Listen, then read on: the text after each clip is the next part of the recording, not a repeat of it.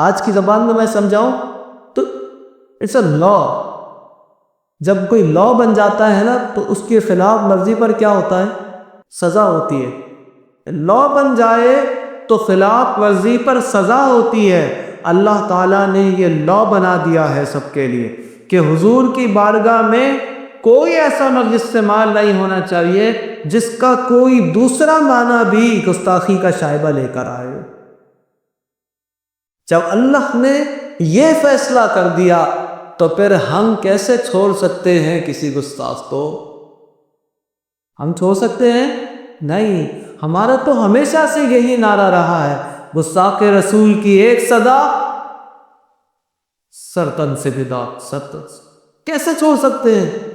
کوئی راستہ ہی کوئی نہیں ہے کہ ہم کسی گستاخ کو چھوڑ دیں، چاہے وہ پاکستان میں بیٹھا ہوا ہو، چاہے کراچی میں بیٹھا ہوا ہو، چاہے ملک سے باہر بیٹھا ہوا ہو، وہ دنیا کے کسی بھی خطے میں بیٹھا ہوا ہو، اگر اس نے حضور کی شان میں کوئی غلط بات کہی ہے تو مارا جائے گا.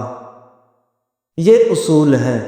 اگر اس اصول کے خلاف کوئی چلے گا تو پھر وہ خود ہی اس کا نقصان اٹھائے گا. اللہ تعالی ہمارے ان علماء کو ان کے برکت پر بے شمار رحمت نازل فرمائے جنہوں نے پاکستان میں یہ آئین بنوا دیا کہ جو شخص بھی حضور کی شان میں گستاخی کرتا ہے اس کی سزا موت ہے. بڑی بات ہے، بڑی بات ہے. اگرچہ اس پر عمل نہیں ہوتا. آپ کبھی جا کے سرچ کر کے دیکھیں کہ اب تک کتنے گستاخ ہیں جنہوں نے حضور کی شان میں گستاخی کہی ہے اور ثابت ہو گئی، کورٹ نے ثابت کر دی، مگر اب تک اس پر عمل نہیں ہوا. کیوں نہیں ہوتا عمل؟ بتاؤ عمل کیوں نہیں ہوتا؟ کیونکہ اگر عمل ہو جائے گا تو حضور علیہ السلام کے گستاخ ختم ہو جائے. ایک دفعہ عمل ہو جائے. یہ جو سزا ہوتی ہے کس لیے ہوتی ہے؟ لوگوں کو مارنے کے لیے ہوتی ہے. سوال یہ ہے کہ یہ قانون بن جائے تو ہر کوئی ہاتھ میں لے لے گا. ہر بندہ اس قانون کو ہاتھ میں لے کر پھر گستاخ رسول کو، کسی بھی آدمی کو گستاخ ثابت کر دے اور اس کے بعد اس کو پٹے لگا دے. سوال ہے نا سب کے ذہنوں میں یہ تو ایسا قانون ہے کوئی بھی کسی پر بھی الزام لگا دے. نہیں، سزا اس لیے نہیں ہوتی.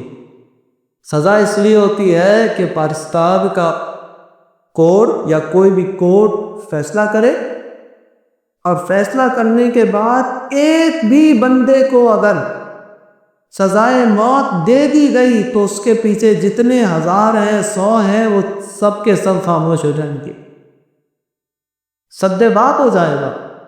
کوئی کسی دوسری کنٹری میں جا کر نہیں پوچھتا کہ دیکھو سزا دے رہے ہیں، اس سے تو کسی بھی کبھی ہاتھ کاٹ دیے جائیں. چور کی سزا ہاتھ کاٹنا ہے. ہمارے یہاں تو نہیں ہے، سعودیہ میں تو ہے. اور میں نے تو وہ جگہ بھی دیکھی ہے جہاں پر وہ جمعے کو رش ہوتا ہے اور وہ چوروں کو لے کر آتے ہیں جن کو کورٹ نے ثابت کر دیا کہ یہ چور ہیں، ان کے ہاتھ کاٹے جاتے ہیں. کوئی اسے تو جا کر سوال نہیں کرتا کہ یہ کیا بات، کسی پر بھی الزام لگا کے ہاتھ کٹوا دیے جائیں. سوال کرتے ہیں تو یہاں آ کے جہاں حضور کی عزت و ناموس کا مسئلہ ہے. اور یہ رسول اللہ علیہ السلام کی شان و عظمت کا ایسا مسئلہ ہے کہ اس پر کبھی بھی کمپرومائز نہیں ہو سکتا. کبھی کمپرومائز نہیں ہو سکتا. یہ ہم نے تبلیغ کرنی ہے اپنے گھروں کے اندر، ہم نے تبلیغ کرنی ہے اپنی مسجدوں کے اندر کہ رسول اللہ علیہ السلام کی شان و عظمت کے بارے میں کوئی کمپرومائز نہیں ہے.